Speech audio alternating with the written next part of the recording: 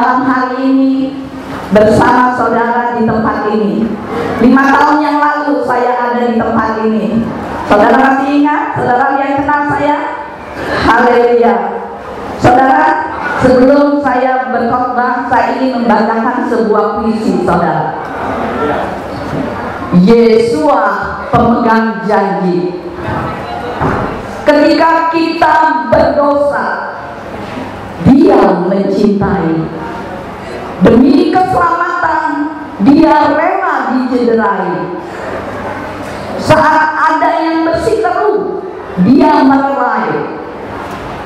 Demi cintanya, Dia membuka tirai. Tirai surga dibuka dan ditinggalkannya turun ke bumi untuk menyelamatkan manusia jahat yang dicari dan ditemukan. Bagi yang tidak menolak, dipulihkan. Itu terjadi karena Elohim pemegang janji, rela menjadi seperti manusia tanpa aji, lahir di kandang dan dihina secara keji, sebagai bayi yang tidak berdaya tanpa dipuji. Namun janjinya pasti segera terrealisasi. Datang kembali di zaman modernisasi. Dunia akan melihat tanpa kompensasi,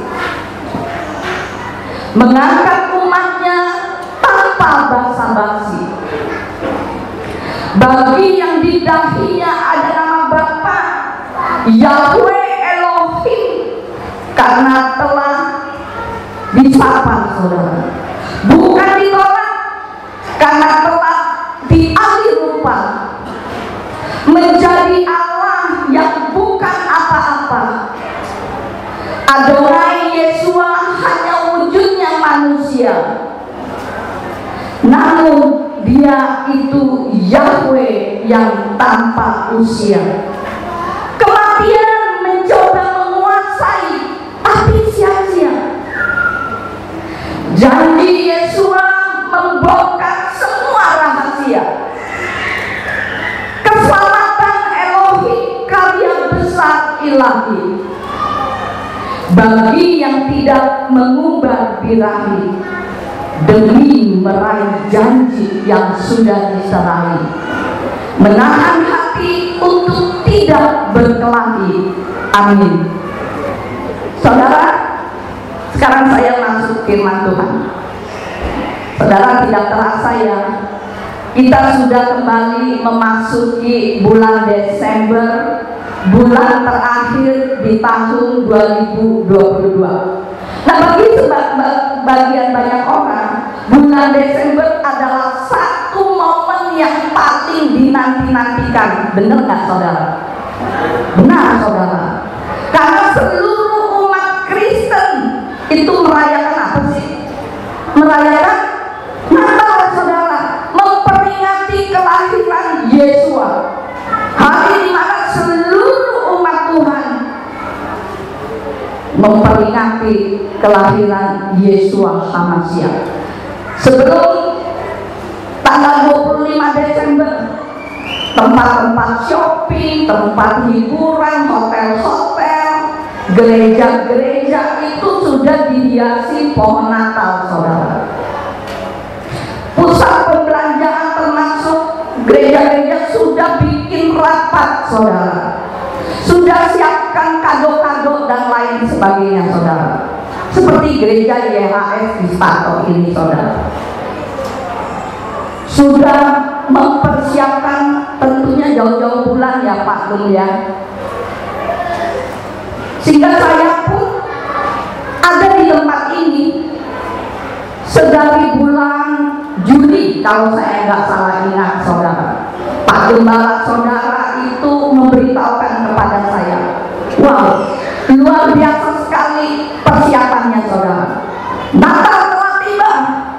Begitu seruan banyak orang yang menyambut Natal sebagai identik kelahiran Yesua Hamasiah. Walaupun sesungguhnya kelahiran Tuhan Desember, saudara. Tapi saya tidak akan membahas hal ini karena ini ada session tersendiri, saudara. Nah, malam hari ini, yuk kita akan belajar bersama-sama kebenaran firman Tuhan yang sudah diberi tema oleh Pak Gembala di tempat ini, yaitu Yesua pemegang janji. Dari Ibrani 10 ayat yang ke-23. Coba buka Ibrani 10 ayat yang ke-23. Di situ dikatakan, marilah kita memegang teguh pengakuan tentang pengharapan kita, karena Dia yang berjanji adalah setia. Saudaraku yang terkasih, kita semua adalah umat perjanjian, saudara. Maka itu perjanjian Tuhan Yesus HaMasiah tidak bisa dibatalkan, saudara. Ada awalnya orang membuat janji, membuat sebuah perjanjian, tetapi karena sesuatu hal kemudian batal. Nah, sebuah perjanjian bisa batal karena salah satu pihak itu mengalami mungkin kematian, mungkin ingkar janji dan lain sebagainya.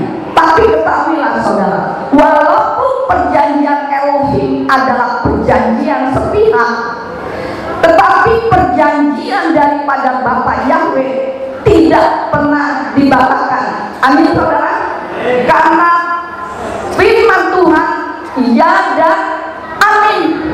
Seperti dalam Ibrani 10 ayat yang ke-23 dikatakan, karena Dia yang berjanji adalah setia, saudara. Jadi Tuhan Yesus pemegang janji yang tidak pernah membatalkan apa yang sudah dijanjikan, karena Tuhan Yesus adalah setia, saudara.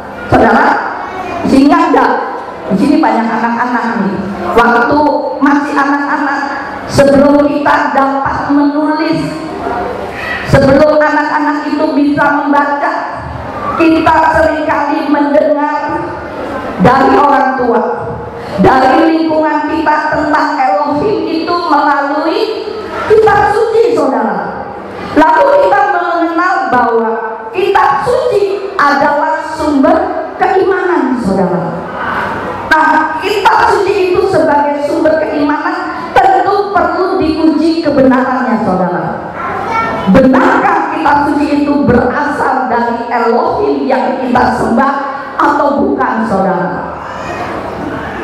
Karena itu firman Tuhan di dalam Malaiki 3 ayat yang ke-10 dikatakan, ujilah aku dengan cara ini, Yahweh Sebaot berfirman. Jadi firman Tuhan itu boleh nggak diuji, saudara? Kalau firman Tuhan itu dari Elohim, boleh, saudara.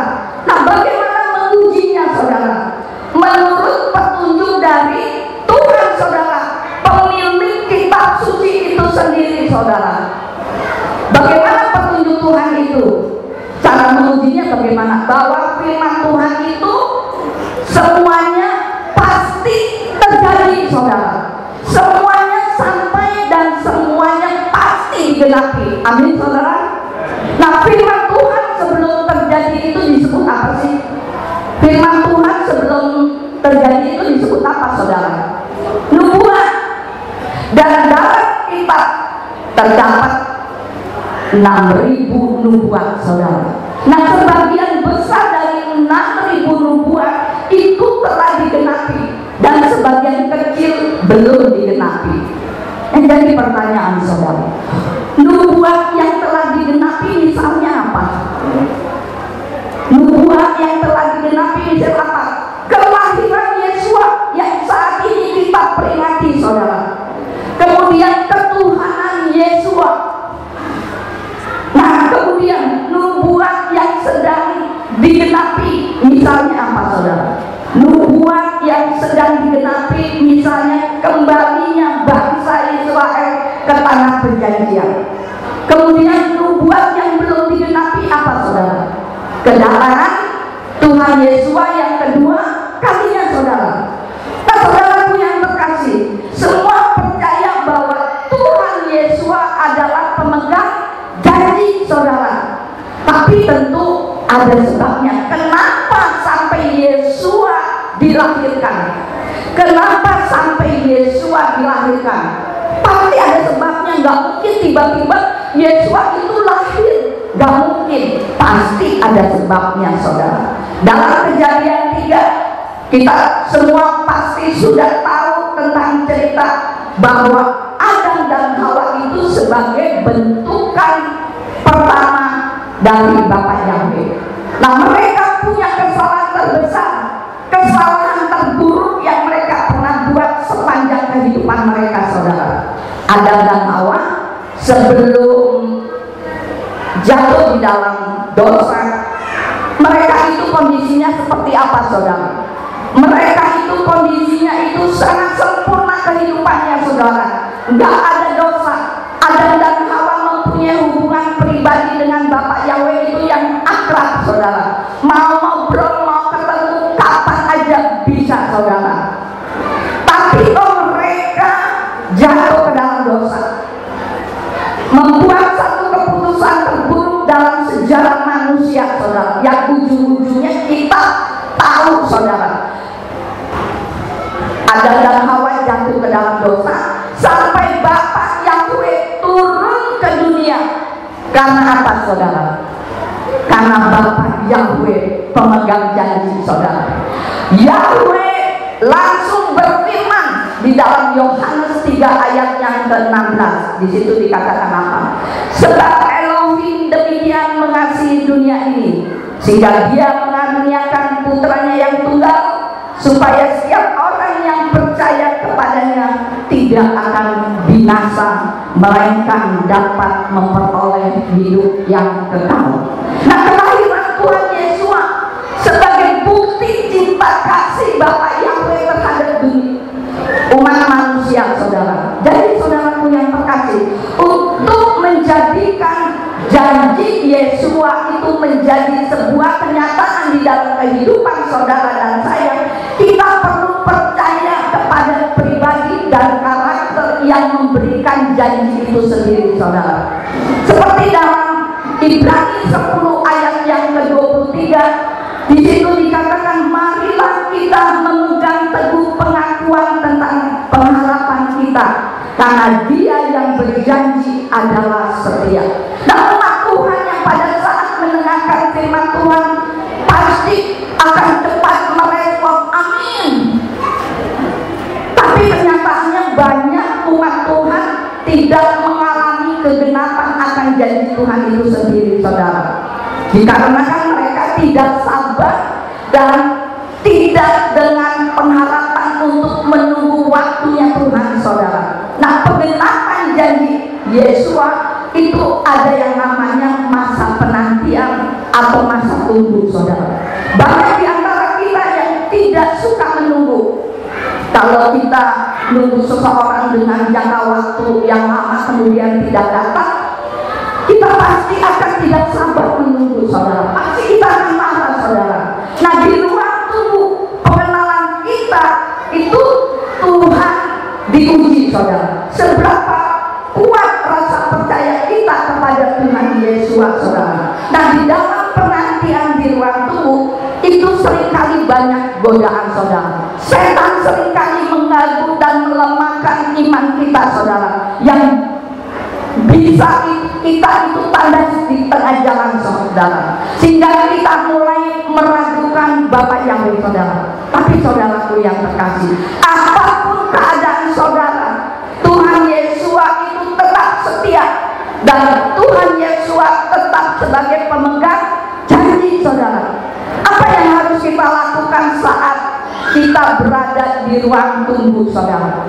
Apa yang harus kita kerjakan, saudara? Yang pertama, saudara, tetap kuat dan setia, saudara. Kemudian yang kedua, tetap semangat di dalam melayani pekerjaan Tuhan dan jangan jadi malas, saudara. Kemudian yang ketiga, menunggu dengan sabar, saudara. Jadi kita bukan saja menerima apa yang dijanjikan Tuhan, tetapi yang paling penting adalah kita mengenal yang memberi janji, yaitu mengenal Yesua HaMashiach, saudara. Nah, dalam Ibrani 10 ayat yang ke-23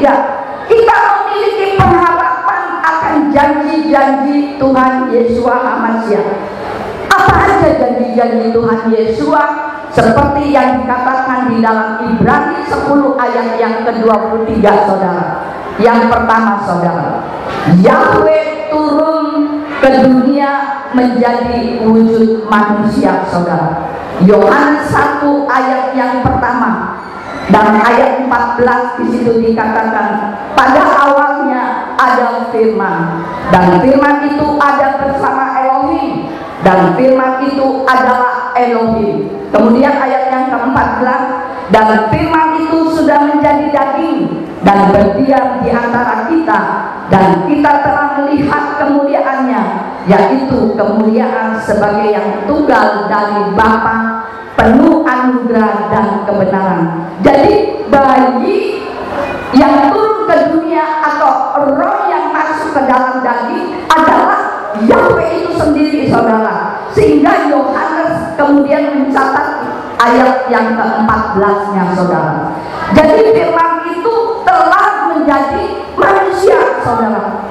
Kemudian, saudara, orang-orang yang tidak percaya pada proses ini kemudian seringkali mengatakan, bagaimana hal itu terjadi? Bagaimana Yahweh bisa menjadi manusia?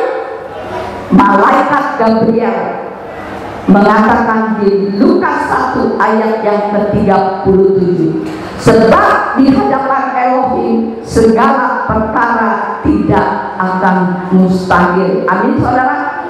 Itu yang pertama. Sekarang yang kedua, apa janji-janji Tuhan Yeshua HaMashiach sebagai pemegang janji, saudara? Memperkenalkan pribadi Yahweh yang benar, saudara. Saudara, bayi yang lahir di Bethlehem setelah melakukan misi menjadi manusia di dalam hidupnya, itu mempunyai misi, saudara, yaitu memperkenalkan Yahweh yang benar, memperkenalkan siapa pencipta langit dan bumi. Saudara, semua sesembahan bisa dipanggil dengan apa sih, saudara? Semua sesembahan di muka bumi ini bisa dipanggil dengan Tuhan, saudara.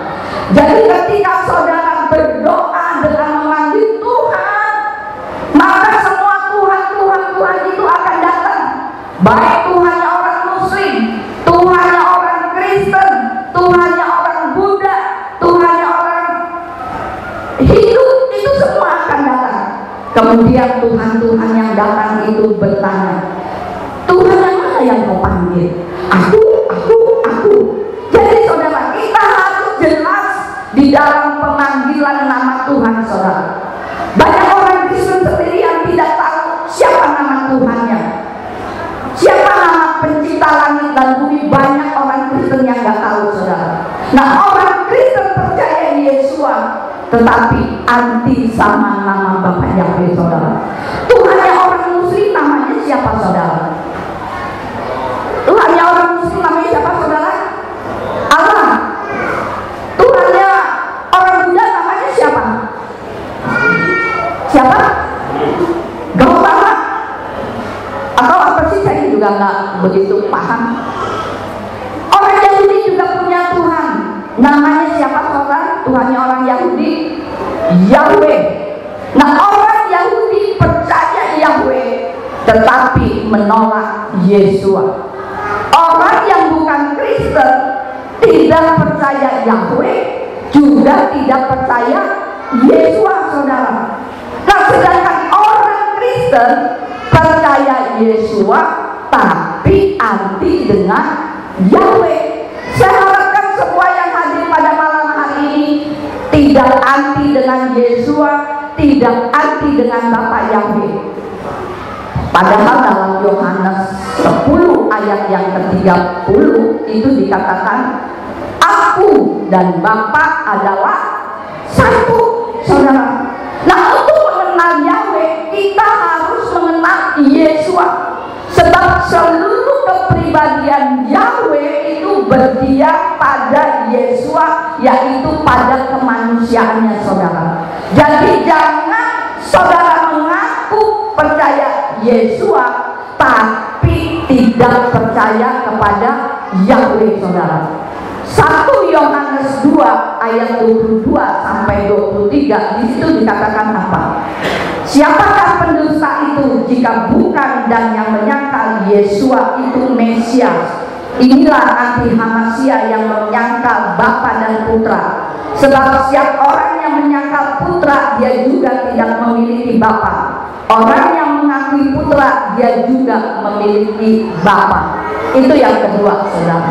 Sekarang yang ketiga, apa janji-janji Tuhan Yesua sebagai pemegang janji, saudara? Menjadi juru selamat, saudara. Menjadi juru selamat artinya apa, saudara? Dengan kelahiran Yesua, Yesua juga membawa misi kemanusiaan dan misi kebangkitan, saudara. Jika lahir hanya untuk gagah-gagahan, kemudian tidak mau disalib, maka Yesua bukan juru selamat, saudara. Mengapa Yesua disebut juru selamat, saudara? Mengapa, saudara? Ada yang tahu nggak? Mengapa Yesua disebut juru selamat? Karena dia menyelamatkan umatnya dari ketidaktaatan.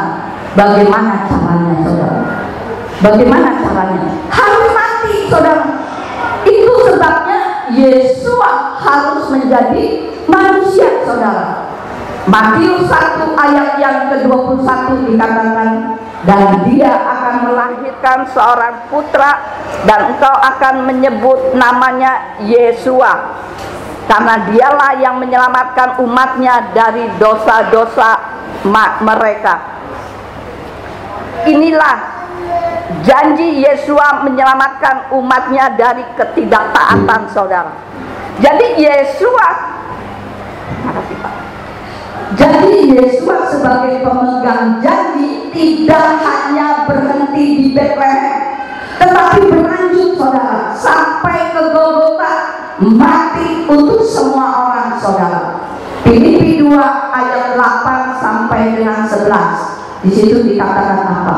Dan supaya didapati dalam pola seperti manusia, dia sudah merendahkan dirinya sendiri dengan menjadi taat sampai pada kematian, bahkan kematian di kayu salib. Oleh karena itu pula Elohim telah meninggikan dia dan menganugerahkan kepadanya nama itu di atas segala nama, supaya di dalam nama Yesua setiap lutut yang surgawi dan duniawi yang di bawah bumi akan bertekur, dan setiap lidah mengaku bahwa Yesua HaMasiah adalah Tuhan bagi kemuliaan Bapa. Nah, saudara, apakah Yesua perlu bangkit untuk menjadi juru selamat, saudara? Apakah Yesua perlu bangkit untuk menjadi juru selamat? Jika saya katakan bahwa Yesua tidak harus bangkit, Yesua tidak harus bangkit dari antara orang mati untuk menjadi juru selamat, saudara, pasti saudara akan bergumam, kok Priscilla ngomongnya gitu sih? Gini, saudara, misalnya, saudara, jika Yesua mati bagi kita dan Yesua tidak bangkit dari antara orang mati, apakah Yesua tidak akan menjadi juru selamat, saudara? Akan menjadi juru selamat nggak, saudara? Tetap jadi juru selamat, saudara. Saya akan memberi contoh seperti ini, saudara, gambarannya. Misalnya, saudara terjebak di sebuah rumah yang terbakar. Kemudian ada seorang yang menerobos masuk ke rumah dan menyelamatkan saudara. Tetapi orang tersebut gagal meloloskan diri. Akhirnya orang yang menolong saudara itu meninggal dalam upaya menyelamatkan saudara. Kemudian saudara akan cerita kemana-mana bahwa orang itu telah menyelamatkan saya. Dia adalah penyelamat saya. Saya hidup karena kematian orang itu. Benar nggak? Kita pasti akan bercerita seperti itu, saudara. Yang jadi pertanyaan, saudara, apakah orang tersebut harus bangkit dari kematiannya untuk membuktikan bahwa dirinya sebagai penyelamat, saudara? Tentu aja enggak, saudara. Tentu aja enggak, saudara. Kedudukannya sebagai penyelamat tidak berkurang karena dia tidak bangkit dari kematiannya, saudara. Oleh karena manusia berdosa, Yesua kemudian mengambil alih tempat saudara dan Yesua mati di kayu salib untuk menggantikan dosa-dosa kita, saudara. Sekalipun Yesua tidak bangkit di antara orang mati, saudara, apakah Yesua bukan juru selamat kita, saudara? Dia tetap juru selamat, saudara. Dia tetap mati bagi saudara dan saya. Saudara tetap menyebut Yesua sebagai juru selamat. Yesua tidak perlu bangkit dari antara orang mati untuk menjadi juru selamat. Lalu apa arti pentingnya dari kebangkitan, saudara? Nah, kita diselamatkan oleh hidup kebangkitan Yesua. Jadi kebangkitan Yesua itu penting bagi kita, saudara. Roma 5 ayat yang ke-10 dikatakan apa? Sebab tak kalah masih menjadi musuh, kita sudah diperdamaikan dengan Elohim melalui kematian putranya. Terlebih lagi sesudah diperdamaikan, kita akan diselamatkan oleh hidupnya. Nah, hidupnya di sini adalah hidup kebangkitannya, saudara. Kita diselamatkan oleh kematiannya. Perhatikan, saudara, baik-baik. Kita akan diselamatkan oleh hidupnya. Kita selalu mengira bahwa kita diselamatkan oleh kematian. Oh, karena kematian Yesua aku selamat.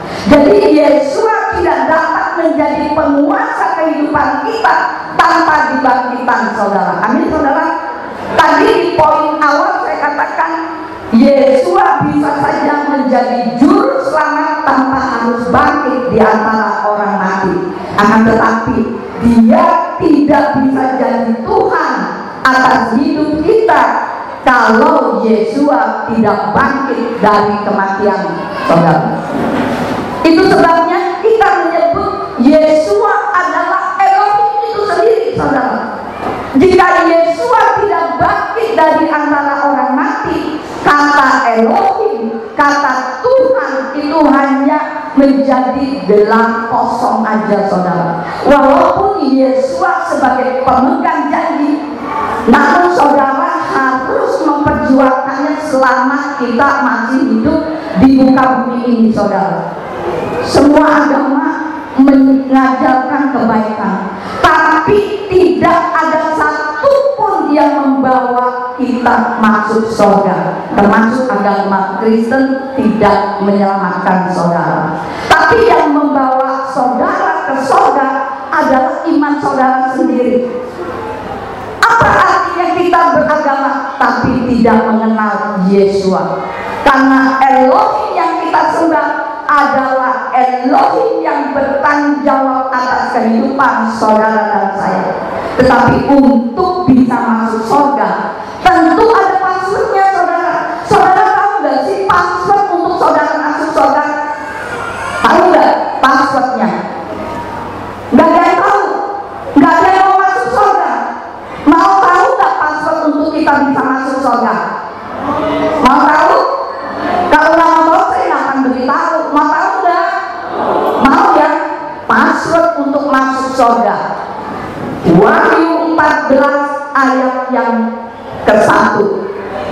Di situ tertulis di dahinya ada nama bapaknya dan nama anaknya. Siapa nama bapaknya?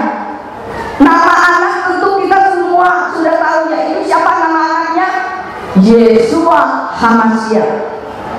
Namun nama bapaknya banyak orang Kristen tidak tahu siapa nama pemilik surga. Siapa saudara pemilik surga namanya? Yahweh. Jadi untuk bisa masuk surga maksudnya apa? Yahweh di dalam Yesua HaMashiach. Wahyu 14 ayat yang pertama. Nah, hari ini hari yang bersejarah bagi saudara, di mana saudara merayakan peringatan kelahiran Yesua. Poin terpenting dari kenapa Yesua dilahirkan bukan hanya sekedar lahir kemudian selesai, tidak, saudara. Tetapi Yesua lahir karena membawa amanat dari Bapa Yahweh untuk menyelamatkan umat manusia, saudara. Biarlah melalui kelahiran Yesua kemudian mati untuk menebus jiwa-jiwa yang terhilang, dan Yesua membuktikan bahwa Yesua adalah Elohim melalui kebangkitannya, saudara. 1 Korintus 15 ayat yang ke-14, di situ dikatakan apa? Dan jika manusia tidak dibangkitkan, maka sia-sialah pemberitaan kami dan sia-sialah juga iman kami. Nah, pada saat Yesua menyerahkan nyawanya dan mati, maka murid-murid Tuhan Yesua itu merasa bergusar, merasa takut dan merasa, aduh, udah gak ada harapan karena Yesua telah mati. Yohanes 20 ayat yang ke-19, di situ dikatakan apa? Kemudian menjelang senja pada hari itu, pada hari pertama pekan itu, dan ketika pintu tempat para murid berada untuk berkumpul bersama telah dikunci karena takut terhadap orang-orang Yahudi, Yesua datang dan berdiri di tengah-tengah serta berkata kepada mereka, damai sejahtera bagimu. Jadi saudara, sebuah kesia-siaan bagi orang percaya bila Tuhan Yesua yang kita sembah tidak bangkit dari kematian, saudara. Tetapi puji Tuhan, saudara, Yesua bahwa yang kita sembah adalah Tuhan yang bangkit dari kematian, saudara. Nah, dengan kebangkitan Yesua kemudian memproklamirkan bahwa Yesua adalah Tuhan. Amin, saudara. Perayaan Natal di malam hari ini merupakan satu paket ilahi dari kelahiran Tuhan Yesua HaMasyiah. Tetapi Tuhan Yesua itu bukan sesuatu yang mustahil, saudara. Melalui kematian, melalui kebangkitan, kemudian Yesua naik ke surga. Saat ini kita sedang menantikan kedatangan untuk kedua kalinya, saudara, sesuai dengan janji-janji Yesua, pemegang janji, saudara. Di malam hari ini, di mana saudara memperingati hari Natal, Yesua sudah melakukan bagiannya. Nah, tinggal kita melakukan bagian kita, yaitu kita percaya dan kita mengimani bahwa setiap janji-janji Tuhan itu ya dan amin, saudara. Nah, saudara, saya akan menutup khotbah ini dengan Ibrani 10 ayat yang ke-23. Marilah kita memegang teguh pengakuan tentang pengharapan kita. Perhatikan, saudara. Marilah kita memegang teguh pengakuan tentang pengharapan kita. Ini bicara apa, saudara? Ini berbicara iman, saudara, yaitu kemampuan kita untuk kita melihat janji-janji Elohim. Karena Dia yang berjanji adalah setia, saudara. Kemudian di situ dikatakan apa? Pengakuan tentang pengharapan kita. Pengharapan itu apa, saudara? Pengharapan itu adalah kesabaran, kekuatan kita, saudara, untuk menunggu janji-janji daripada Bapa Yahweh, saudara, dan tidak tergoyahkan, saudara. Saya percaya pada malam hari ini, apapun yang menjadi pergumulan saudara, percayalah, taruhlah pengharapan saudara di dalam Tuhan Yesua, karena Tuhan Yesua adalah pemegang janji, saudara. Nah, biarlah ini bulan Desember, bulan terakhir di tahun 2022 ini, saudara, kita belajar mulai dari hari lepas hari. Ada sukacita di dalam kehidupan kita, saudara. Ada terang, ada pengharapan di dalam kehidupan kita, saudara. Bagaimana kehidupan saudara dari Januari sampai Desember ini? Apakah saudara selalu mengeluh? Apakah saudara selalu komplain sama Tuhan? Hanya saudara yang bisa menjawabnya. Tapi ayo, ambil waktu supaya kita bisa menyatakan juga kepada orang-orang lain, saudara. Ada pengharapan di dalam Tuhan Yesua, karena Tuhan Yesua adalah pemegang janji, saudara. Amin, saudara. Amin. Saya minta WL pemain musik naik ke atas, saya ajak untuk bangkit berdiri, kita naikkan satu pujian Yesus punya cara.